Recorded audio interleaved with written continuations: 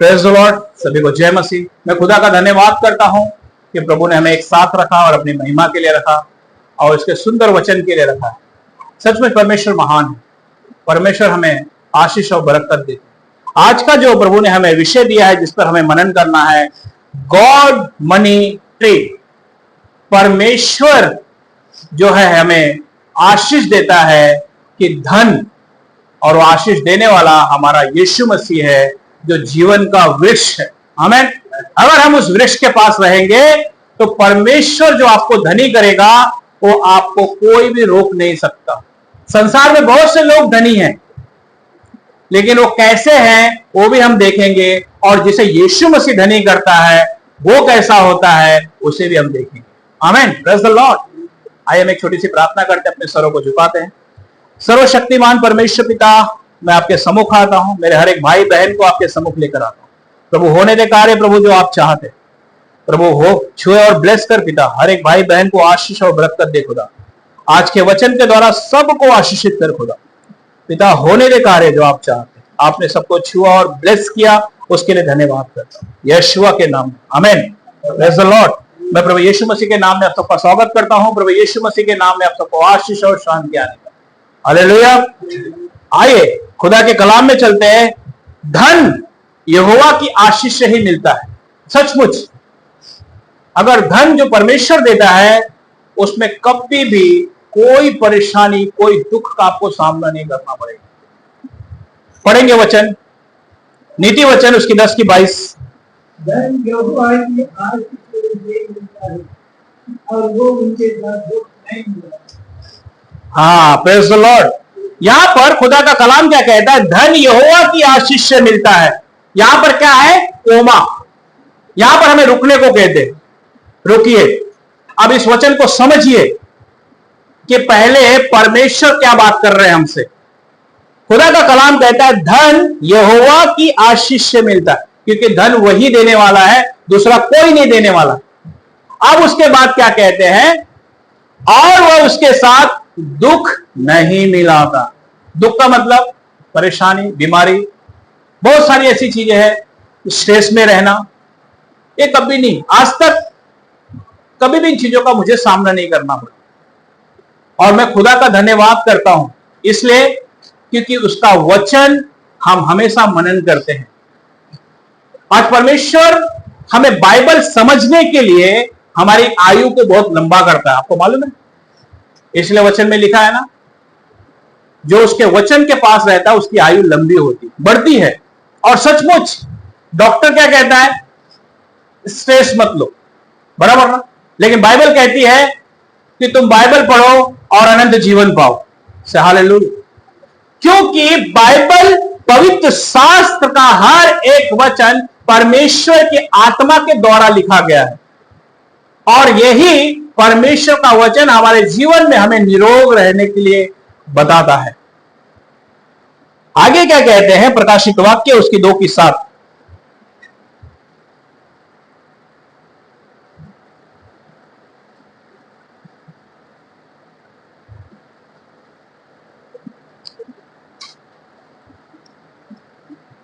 प्रकाशित वाक्य उसकी 2 की 7। जिसके कान हो सुन ले कि आत्मा परमेश्वर उनके क्या कहता है।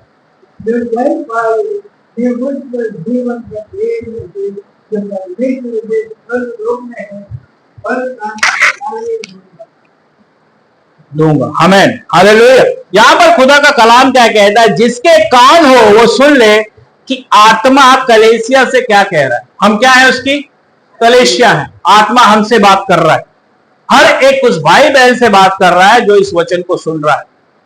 आत्मा कलीसिया से बात कर रही है, जो जय पाए मैं उसे जीवन के पेड़ में से जो परमेश्वर के स्वर्गलोक में है फल खाने को दूंगा। आमीन। कहां से देंगे? ये पेड़, ये जो पेड़ है ये यीशु मसीह है, और जो इसके फल खाता है वो आशीषित हो जाता है। आमीन। क्योंकि ये जो हिब्रू वर्ड्स है, मैंने यहां पे लिखा हुआ है एथेस, जिसको हिब्रू में ट्री कहते हैं, और इसका आइन और सादे है, ये दोनों को जब मिलाएंगे तो इसकी कोडिंग आती है 160। और ये जो है मनी, अब हम आगे इसको देखेंगे, लेकिन मैंने आपको इस चीजों में बताया, इसीलिए जेनेसिस 2:9 में क्या लिखा हुआ है उसे पढ़ेंगे एक बार। उत्पत्ति उसकी 2:9। और यहोवा परमेश्वर ने भूमि के सब बांध के वृक्ष जो देखने में मनोहर और दिल के फल कार्य करते हैं उगाए और वाद के बीच में जीवन के वृक्ष को और भले या बुरे के ज्ञान के वृक्ष को भी हालेलुया। परमेश्वर ने जीवन, अदन की वाटिका में जीवन के वृक्ष लगाए और ज्ञान के वृक्ष भी लगाए, लेकिन जो इस जीवन के वृक्ष के पास रहता है ये वही ये धन को प्राप्त करता है। आमीन। क्योंकि जो इसकी जो 160 कोडिंग है, इसके मनी की जो कोडिंग में भी 160 आता है, और ये खुदा का धन्यवाद जो कोडिंग एक एक करके मैच होती है। आमीन। क्योंकि परमेश्वर ने हमें जीवन के वृक्ष का फल खाने के लिए कहा है, और जो यीशु मसीह है। क्योंकि जब हम उस जीवन के वृक्ष के पास रहते हैं तो परमेश्वर हमें आशीषित करता है। आगे क्या कहते हैं? प्रकाशित वाक्य उसकी 22:2। प्रकाशित वाक्य उसकी 22:2। उस नगर की सड़क के बाद के बीच में नदी के बीच और खुद जीवन को लगता उसके 12 प्रकार के फल और लगते थे। और वो हर महीने और वो के सबसे ज्ञान के लोग संगे होते हैं। Praise the Lord. वो जीवन का जो वृक्ष था उसके द्वारा लोग चंगे हो जाते थे। Praise the Lord. वो जीवन का वृक्ष कौन है? यीशु मसीह। और जो उसके पास रहेगा उसके साथ वो दुख कभी नहीं मिलाता। ये परमेश्वर की वाणी है। अगर आप जीवन के वृक्ष के साथ रहना चालू कर देंगे तो आपके जीवन की परिस्थितियां बदल जाएंगी। आमीन। इसीलिए वचन सबसे पहले क्या कहता है? मत्ती 6:33, चैप्टर 6 मैथ्यू वर्स 33।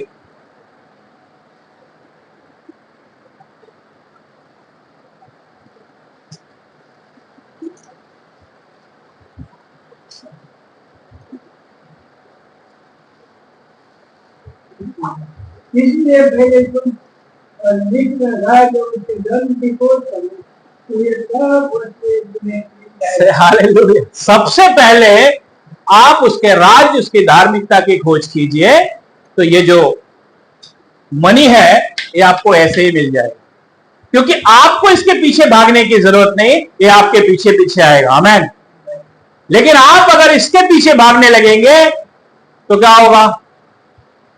दुख बढ़ जाएंगे हमारे, क्योंकि परमेश्वर ने हमें ऐसी जगह से निकाल कर लेकर आया। लेकिन अगर सचमुच हम उसके राज्य, उसकी धार्मिकता की खोज करने के लिए हमें क्या करना होगा?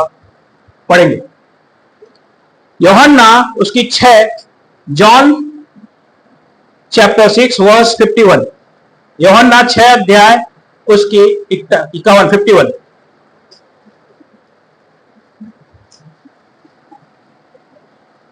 जीवन की रोटी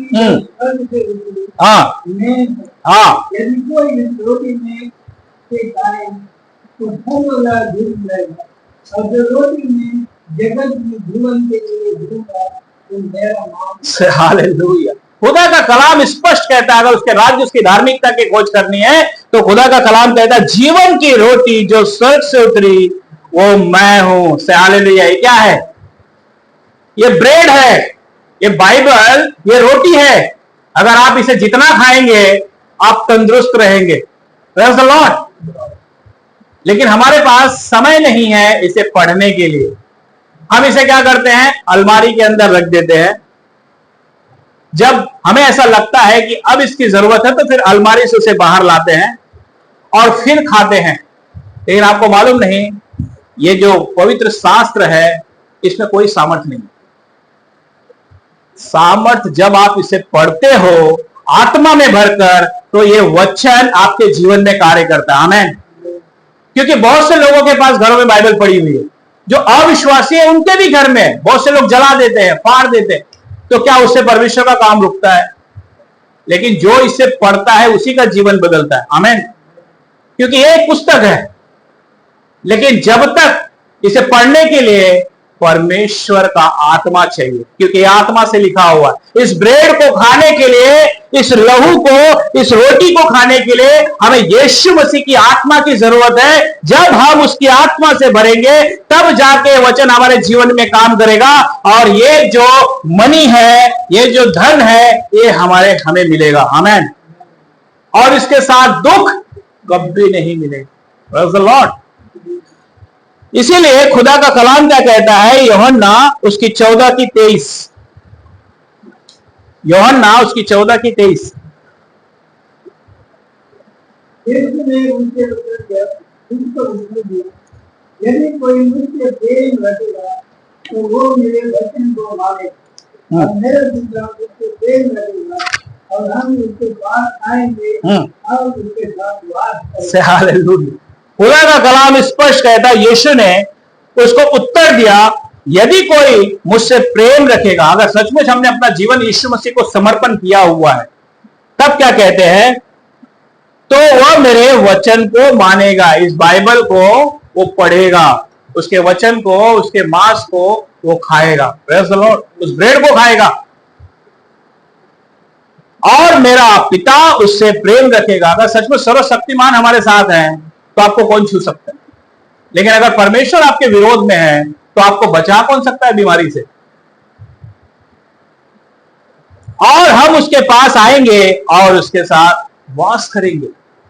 परमेश्वर अगर आपके साथ हैं तो आपको कोई चिंता करने की जरूरत नहीं, क्योंकि आप निरोग जीवन, और परमेश्वर आपको इतना धन देता है कि आप उसे कभी भी खत्म नहीं कर पाएंगे। पीढ़ी से पीढ़ी तक चलने वाला आशीष है। आमीन।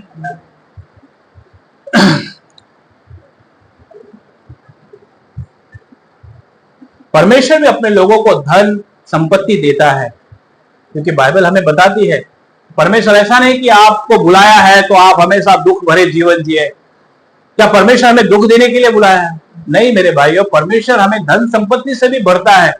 परमेश्वर हमें आशीषित करता है। तो हमें इसीलिए नहीं कि हम हमेशा दुख रहे, हमारे पास फाइनेंशियली प्रॉब्लम रहे, हमें ये तकलीफें रहे, वो तकलीफें रहे। हर एक चीज का समय है।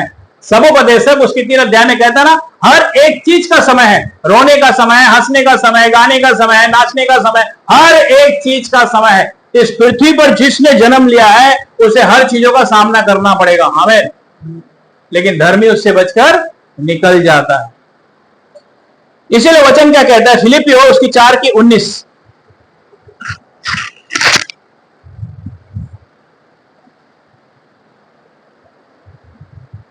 मेरा परमेश्वर भी अपने उस धन के अनुसार जो महिमा सहित हंसे यीशु में है, तुम्हारे हर बेगति को पूरी करे।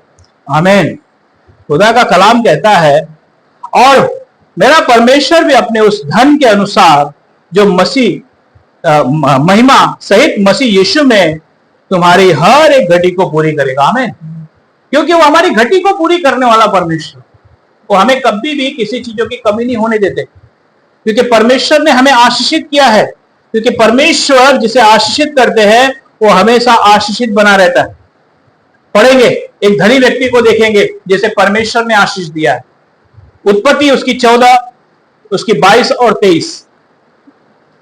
उत्पत्ति उसकी 14, उसकी 22 और 23।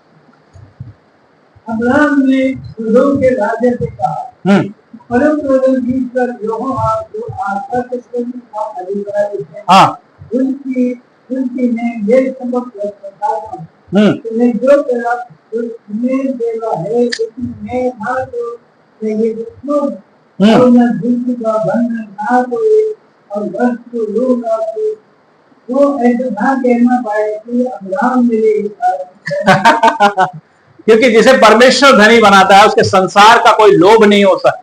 सदोम का राजा उससे कहता है तो इसमें से ले, वो कहता है नहीं नहीं नहीं, कल को ऐसा ना हो कि तू मुझे कह दे कि अब्राहम मेरे कारण धनी हुआ है, क्योंकि अब्राहम को धनी करने वाला ये परमेश्वर है जिसने अब्राहम को धनी किया हुआ है। आमीन। क्योंकि जिसे वो धनी करता है उसे वो मुकुट भी देता है। Praise the Lord.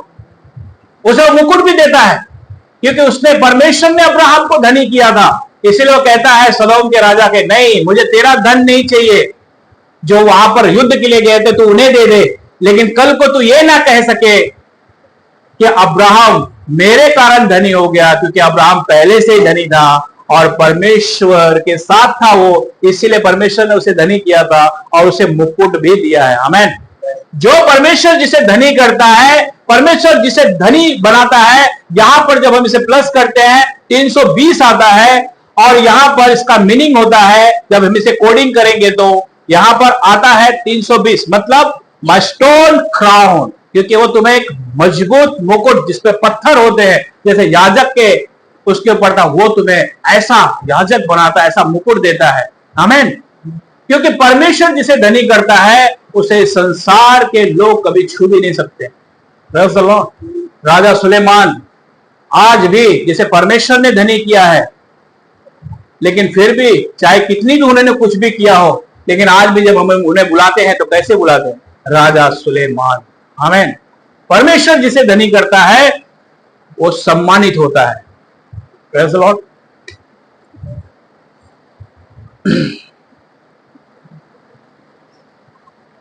आगे क्या कहते हैं? समुपदेशक उसकी 5:19।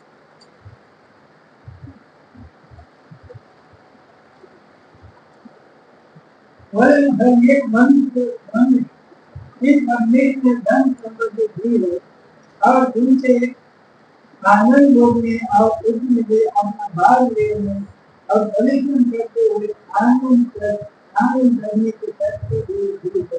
ये परमेश्वर का वरदान है। क्योंकि बहुत से लोग सोचते हैं ना, आज क्या होता है कि बहुत से लोग, मैं एक जन की टेस्टमनी सुन रहा था और किसी ने आकर उनसे कहा कि वो जो बड़ी मिनिस्ट्री जो चलती है, वो जब हम दशमांश देते हैं उसके कारण वो बड़े अच्छे अच्छे कपड़े पहनते हैं, और जिसको आके बोल रहे थे उन्होंने कहा कि आप उन्हीं से जाकर बात कर लो। अरे ये भी परमेश्वर का एक दान है जो परमेश्वर ने उन्हें सुख भोगने के लिए दिया हुआ है, तो हम उसके लिए चिंता क्यों करें? अगर हम स्थिर से अपना काम करेंगे तो कल आपका भी नंबर होगा। आमीन। इसलिए वचन क्या कहता है? वह हर एक मनुष्य जिसे परमेश्वर धन संपत्ति दी हो और उनसे आनंद भोगने और उसमें अपना भाग लेने और परिश्रम करते हुए, आनंद करते हुए को शांति भी दी हो, यह परमेश्वर का एक वरदान है जो अब्राहम को मिला हुआ है। आमीन। तो हमें उससे क्या चिंता? वो अपनी कमाई खा रहे हैं, परमेश्वर जो उन्हें दे रहा है वो उनके अनुसार जी रहे। हमारा जो काम है हम वो काम करें। Praise the Lord. उसकी समुपदेशक उसकी 2:10।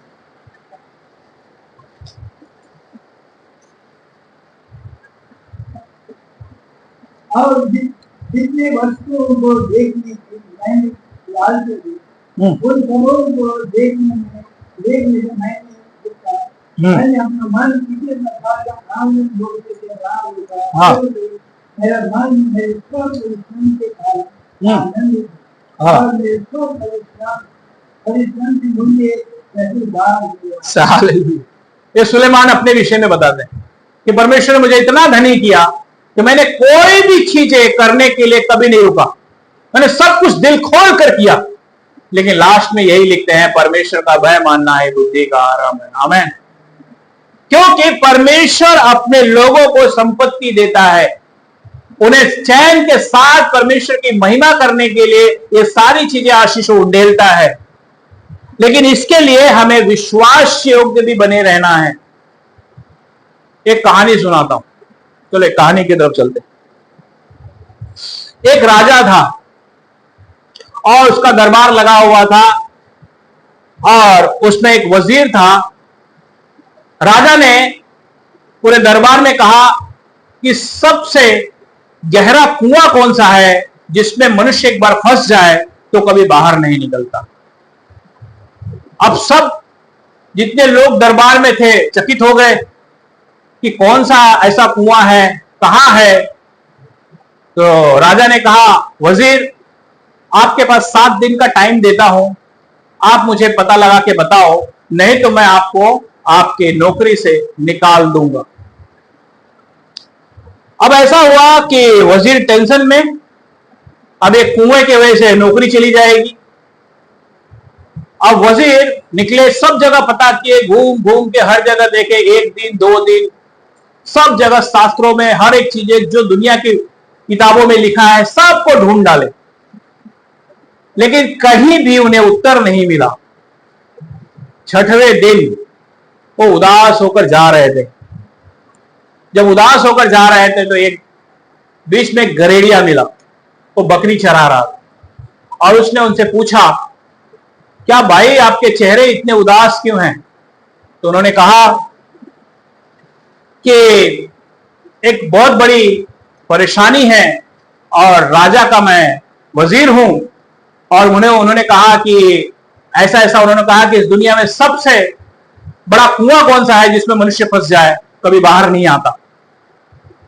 तो उस गरेड़िया ने उनसे कहा, अरे छोड़ो ये बातें, हटाओ, मैं तुम्हें एक ऐसा पत्थर दूंगा जो तुम राजा बन जाओगे, तुम्हारे पास इतना धन संपत्ति आ जाएगा कि तुम्हें कभी कमी नहीं होगी। वजीर उस गरेड़िया ने उस पत्थर को लेकर आया, उसको दिखाया ऐसा सोने का पत्थर, और उससे कहा कि लेकिन मैं इसके पीछे कुछ कहूंगा आपको करने के लिए, आप उसे करेंगे? अब तो नौकरी का भी सवाल है, सब कुछ है, तो करना तो पड़ेगा। और कौन जाएगा वहां पर? अगर ये मिल गया तो सब कुछ, अगर पैसा ही मिल गया तो राजा के पास कौन जाएगा नौकरी करने? उसने कहा ठीक है, मेरे बकरी के दूध को आपको पीना होगा। अब उसने कहा बकरी का दूध? उसने कहा हाँ। उसने कहा ठीक है। उसने बकरी का दूध पिया। उसके बाद उसने कहा और एक काम करना होगा आपको, बकरी के दूध के अंदर मैं खीर बनाऊंगा और आपको दूंगा, उसे खाना होगा। तो उसको लगा कि कोई बात नहीं, खा लेंगे। लेकिन जब वो खीर बनाकर लेकर आ रहा था तो वो इंसान की खोपड़ी के अंदर वो खीर था। अभी तो पैसा चाहिए था ना, तो इंसान की खोपड़ी हो या किसी की मजबूरी में तो खाना ही है। अब जब उसने खाया और जब खाने के बाद उसने उससे कहा, उस गरेड़िया ने उससे कहा कि सचमुच तुम्हें मालूम पड़ा ये कुआं कितना गहरा है? ये लालच एक ऐसे कुएं के समान है कि जो व्यक्ति उसमें फंस जाता है वो कभी बाहर नहीं आता। उसने लालच करके वो काम किया जो उसे नहीं करना चाहिए। एक खोपड़ी, इंसान के खोपड़ी के अंदर उसने खीर खा लिया जो एक व्यक्ति को नहीं खाना चाहिए। लेकिन क्यों खाया? क्योंकि उसे धन की लालच थी। और ये धन की लालच इतनी गहराई है जिसमें इंसान फंस जाता है, वो कभी बाहर नहीं निकल पाता। आमीन, आप समझे मेरी बात? इसलिए यीशु मसीह ने क्या कहा? जहां तेरा धन वहां तेरा मन। Praise the Lord. इसलिए परमेश्वर हमें इन चीजों से हमेशा बचाना चाहता है। लेकिन जिसके पास परमेश्वर धन देता है, उसके पास वो एक मुकुट देता है, वो एक सम्मान देता है, वो हमेशा उसके साथ बना रहता है। आमीन। इस संसार में बहुत से लोग धनी हैं और उसे धनी कौन बनाया है हम उसे देखेंगे, पढ़ेंगे। मत्ती रचित सुसमाचार उसकी 4 अध्याय की 8 और 9।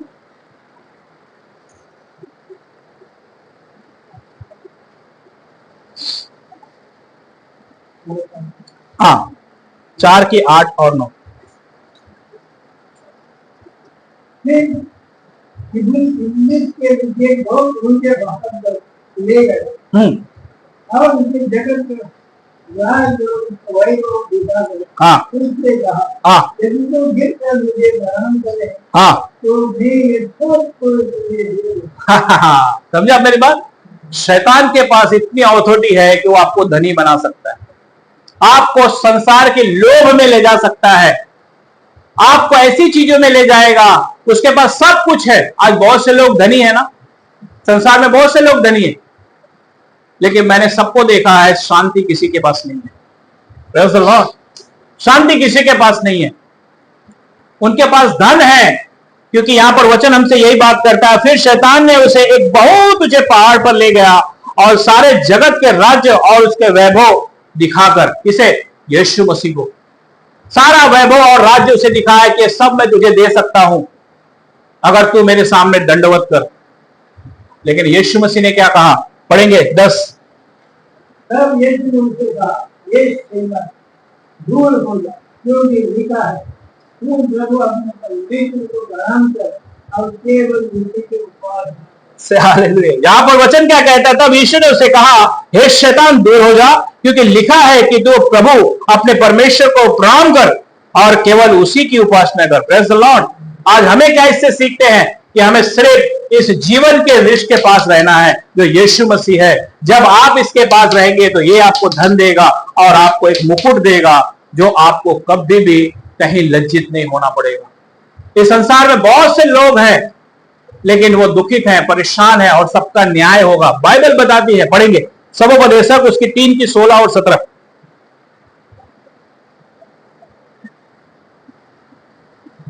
सबोपदेशक उसकी 3 की 16 और 17।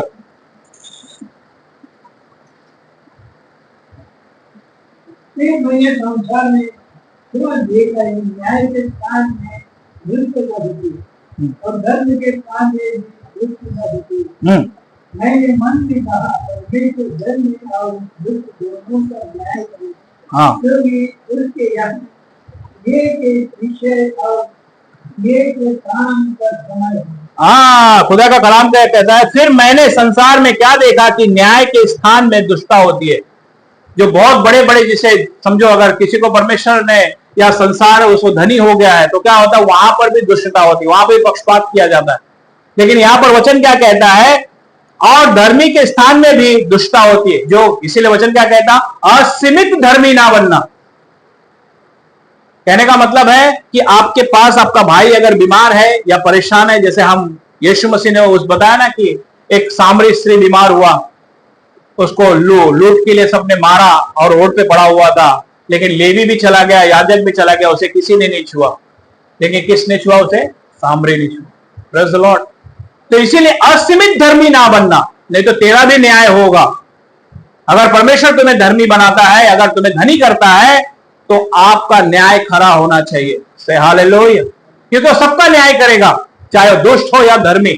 लेकिन ये वो धर्मी की बात करता है जैसे शास्त्री और फरीसी थे, जो कह के है मंदिर में, हे प्रभु मैं तो उपवास रखता हूं, मैं तो सब कुछ करता हूं, ये नहीं करता। लेकिन वो तो सीधा अपना कहता है, हे परमेश्वर मैं तो पापी हुई, लेकिन परमेश्वर सबसे पहले उसकी सुनता है। आमीन। इसलिए असीमित धर्मी ना बने। इसे हमेशा हमें वचन को ध्यान रखना है। Praise the Lord. आगे क्या कहते हैं, मैंने मन में कहा परमेश्वर धर्मी और दुष्ट दोनों का न्याय करेगा, क्योंकि उसके यहां एक विषय और एक काम का समय है, हर एक चीज का समय। आज बहुत से देखेंगे ना, धर्मी भी परेशान रहते हैं, दुख में रहते हैं। मैं मसीहों की बात कर रहा हूं, क्योंकि वो सबका न्याय करेगा आज नहीं तो कल। बाइबल दूसरों के बारे में नहीं बताती, अन्य जातियों के बारे में नहीं बताती। बाइबल उनसे बात करती है जिसने उसे ग्रहण किया, क्योंकि अन्य जाति इसे पढ़कर उसका कोई मतलब नहीं समझते, लेकिन पवित्र आत्मा हमें इनके शब्दों को समझाता है। Praise the Lord. और बाइबल बताती है कि बहुत से लोग ऐसे हैं जो 10,000 कमाते हैं, 15,000 कमाते हैं, 20,000 कमाते हैं, लेकिन अपनी कमाई में संतुष्ट रहते हैं। ना तो उन्हें डॉक्टर को देना पड़ता है, ना तो उन्हें वकील को देना पड़ता है, और ना उन्हें किसी भी चीजों के लिए परेशानी का सामना करना पड़ता है। वो 10,000 रुपए में भी 1,000 रुपए बचा लेते हैं। वो व्यक्ति अपनी कमाई में संतुष्ट है। यह भी परमेश्वर की एक आशीष है। हमें पढ़ेंगे सबोपदेशक उसकी 2 की 24। मनुष्य के लिए खाने पीने और परिश्रम करते हुए अपने जीव को सुखी रखने में, रखने के विषय में और कुछ भी अच्छा नहीं। मैंने देखा कि एक जीव हालेलुया। खुदा का कलाम कहता है मनुष्य के लिए खाने पीने और परिश्रम करते हुए अपने जीवन को सुखी रखने के सिवाय और कुछ भी अच्छा नहीं। मैंने देखा कि यह भी परमेश्वर की ओर से मिलता है। आमीन। जो अपनी कमाई में संतुष्ट है। लाखों हो जाए तो ही आप धनी हो, ऐसा नहीं है। आप उससे धनी हो जो आप कमा रहे हो। अगर आपको पैसा बच रहा है, आपको डॉक्टर को परेशानियों में आपको सामना नहीं करना पड़ा, नहीं तो आप यहाँ पर 50 लाख रुपया कमा रहे हो और लाख रुपए में से 50,000 आपको डॉक्टर को देना पड़ रहा है, या वकील को देना पड़ रहा है, या चौकी में केस चल रहा है, तो ये वे व्यक्ति है जो कभी भी परमेश्वर को जाने नहीं। लेकिन बाइबल बताती है जो अपनी कमाई में संतुष्ट है, यह भी परमेश्वर का एक दान है। जो परमेश्वर जो इसके वचन के अनुसार जीवन जीता है, परमेश्वर उसे धनी बनाता है जो अपनी कमाई में संतुष्ट हो। आमीन। जिससे ज्यादा दिया गया उससे ज्यादा लिया जाएगा, ये बात हमेशा ध्यान रखें। जिसे परमेश्वर मसीह में धनी बनाता है उसे कुछ कार्य करने के लिए बनाता है, वह ही नहीं बनाता। लेकिन धनी वही है जो अपनी कमाई में संतुष्ट है, चाहे वो 50,000 हो या 10,000 हो या लाख रुपया। आमीन। Praise the Lord. आगे क्या कहते हैं, उसकी 8 की 15 भी पढ़ लेंगे। समुपदेशक 8:15।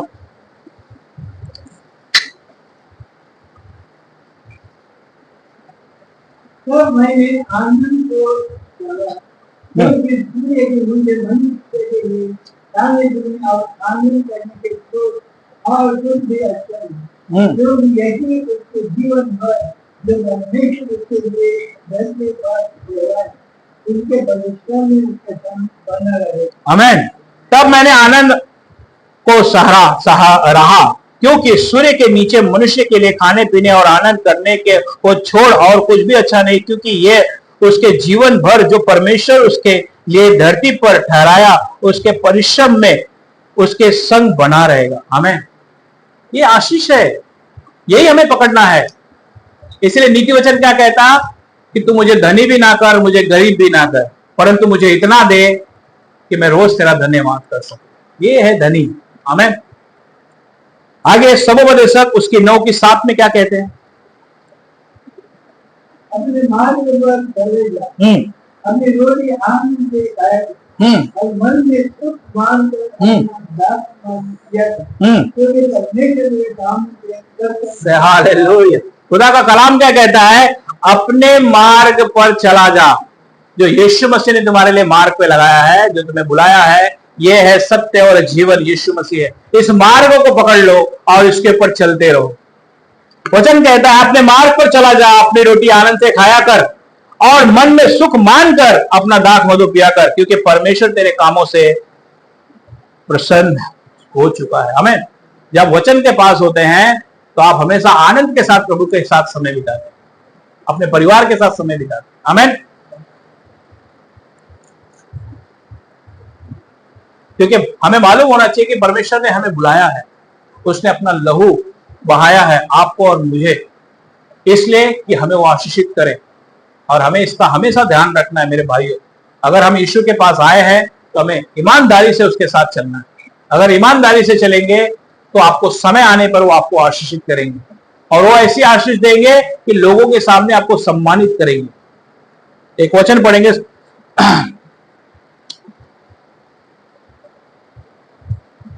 हाँ, समुपदेशक उसकी 11 की 9। एक जवान हाँ अपने जवान में आनंद हाँ और अपनी जवानी के दिनों में मदन, हाँ अपनी मनमानी कर और अपनी आंखों में देखते हुए अवतार कर मुझे ध्यान में कि इन सब बातों में साधु है परमेश्वर मेरा न्याय करे। आमीन। Praise the Lord. खुदा का कलाम क्या कहता है, हे जवान अपनी जवानी में आनंद कर और अपने जीवन के दिनों में मगन रह, अपनी मनमानी कर और अपने आंखों की दृष्टि के अनुसार चल, परंतु ये जान रख कि इन सब बातों के विषय में परमेश्वर तेरा न्याय करेगा। आमीन।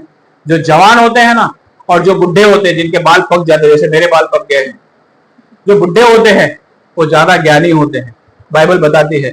लेकिन जो जवान होते हैं वो हमेशा लटपटा बोलते रहते हैं, और इसलिए परमेश्वर कहते हैं, हे जवान अपनी जवानी के समय याद कर, ऐसा ना हो कि न्याय के समय तुझे शर्मिंदगी महसूस करनी पड़े। ऐसा ना हो कि वो बुढ़ा आदमी, जो बाइबल बताती है जो बुजुर्ग है, उसके पास परमेश्वर ज्यादा सम्मान और उसे ज्ञान देते हैं। क्यों देते हैं मालूम है? मैंने बताया ना, जो 70-80 साल के जो बुजुर्ग होते हैं, परमेश्वर उन्हें इसलिए संभाले रखता है क्योंकि वो बाइबल के बहुत करीब रहते हैं। Praise the Lord. लेकिन जवान अपने जुबान से कुछ भी बातें बोलते हैं, इसीलिए वो कहता है कि अपने सर्जनहार, अपने कर्ता को याद कर और परमेश्वर की तरफ मुड़ जा, क्योंकि वो तुझे धनी बनाएगा, वो तेरा हर एक चीज का न्याय करेगा, क्योंकि परमेश्वर न्यायी है मेरे भाइयों। Praise the Lord. आगे क्या कहते हैं, पहला तीमुथियुस उसकी 6 की 17।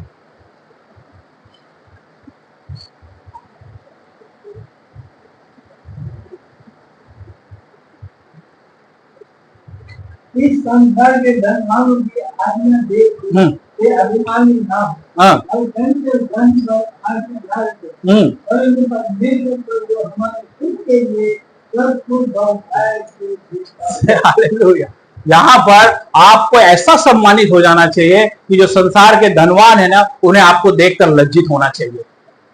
मैं कहता हूं ना कि मसीह हमारे अंदर आना चाहिए कि लोग आपको देखकर जान जाए कि इसके पास कुछ तो है, इसके अंदर कुछ ऐसी चीजें हैं, कोई सामर्थ्य काम करती है जिसके वजह से व्यक्ति हमेशा आनंदित रहता है, और हमारे पास इतनी धन संपत्ति रहने के बाद भी हम दुखित रहते हैं।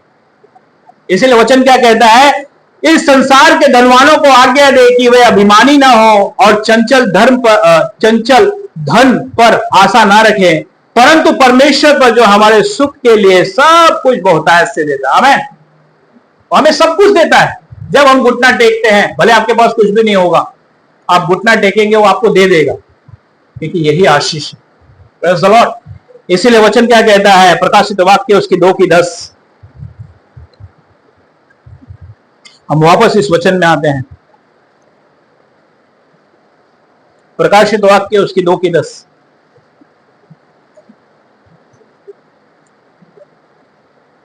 जो दुख तुमको झेलने होंगे उनसे मत डरो, क्योंकि देखो शैतान तुम्हें तुझको जेल खाने में डालने पर यदि तुम करके जाओ और तुम्हें 10 दिन तक क्लेश उठाओ, जान देन तक रहो, तो मैंने तुझे जीवन का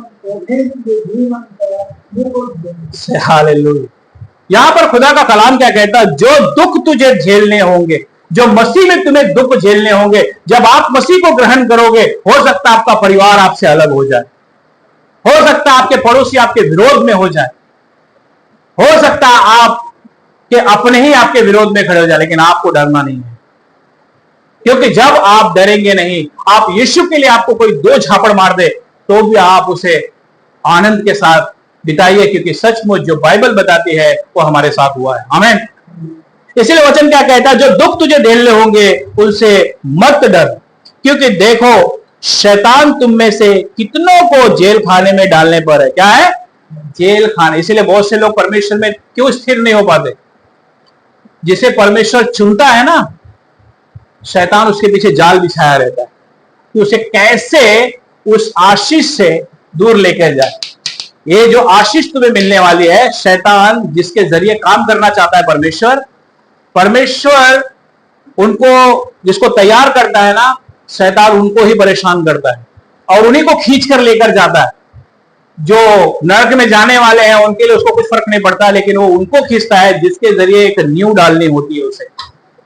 इसलिए वचन क्या कहता है, शैतान तुम में से कितनों को जेल खाने में डालने पर है, ताकि तुम परखे जाओ। क्या है?